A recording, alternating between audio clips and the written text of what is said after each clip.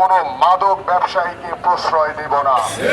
আমি আমার এই যে ইশতেহার রয়েছে সেই ইশতেহারে স্পষ্টভাবে বলা আছে এখানে আমরা কোনো চাঁদাবাজ, আমরা সন্ত্রাসী কার্যক্রমের সাথে যারা জড়িত রয়েছে, মাদকের বিষয়ে জিরো টলারেন্স নীতি গ্রহণ করে আমরা মাদক মুক্ত সমাজ গড়ব, চাঁদাবাজ মুক্ত সমাজ গড়ব। এবং আমি আমার নেতা কর্মীদেরকে স্পষ্ট বলে দিয়েছি, যদি কেউ কোনো প্রকার অনৈতিক কোনো কর্মকাণ্ডের সাথে জড়িত থাকে, কেউ যদি কোনো চাঁদাবাজির সাথে জড়িত থাকে, সে বিএনপির রাজনীতি করার যোগ্যতা হারিয়ে ফেলবে।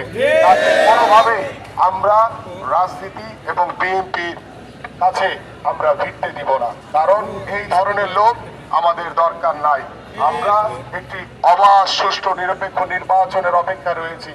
আমাদের বাংলাদেশ জাতীয়তাবাদী দলের প্রত্যেকটি নেতা কর্মীরা অত্যন্ত সচেতন, অত্যন্ত সুশৃঙ্খল, এবং আমরা পরিপূর্ণভাবে নির্বাচন কমিশন কর্তৃক যে আইন যে রয়েছে সে আইনগুলো মেনে আমরা চেষ্টা করছি সাধারণ মানুষের দ্বারে দ্বারে গিয়ে তাদের মন জগিয়ে আমরা বাস্তবিক অর্থে আমরা কোনো প্রতিশ্রুতি দিচ্ছি না আপনাদেরকে। আমরা ইতিমধ্যে দীর্ঘদিন ধরে দেশ গড়ার জন্য আমরা দীর্ঘদিন ধরে আমি আমার এলাকার বিভিন্ন সমস্যাগুলো চিহ্নিত করে পরিকল্পনা করেছি এবং আমরা অপেক্ষায় রয়েছি সেই পরিকল্পনা বাস্তবায়নের জন্য। আপনাদের ভোটে আগামী ত্রয়োদশ জাতীয় সংসদ নির্বাচনে 12ই ফেব্রুয়ারি আপনাদের ভোটে যদি নির্বাচিত হতে পারি, আমরা যদি সরকার গঠন করতে পারি ইনশাআল্লাহ, তাহলে আপনাদের দেওয়া এবং আপনাদের সাথে পরামর্শ করে যে সকল পরিকল্পনাগুলো আমি করেছি, আমার এই এলাকায় প্রত্যেকটি পরিকল্পনা আমি অক্ষরে অক্ষরে ইনশাআল্লাহ বাস্তবায়ন করব আপনাদের জন্য।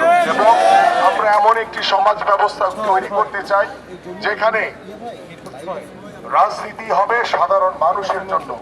আপনাদের সাথে আমার আসতে কোনো পিএস কিংবা কোনো ভাই কাউকে ধরা প্রয়োজন হবে না।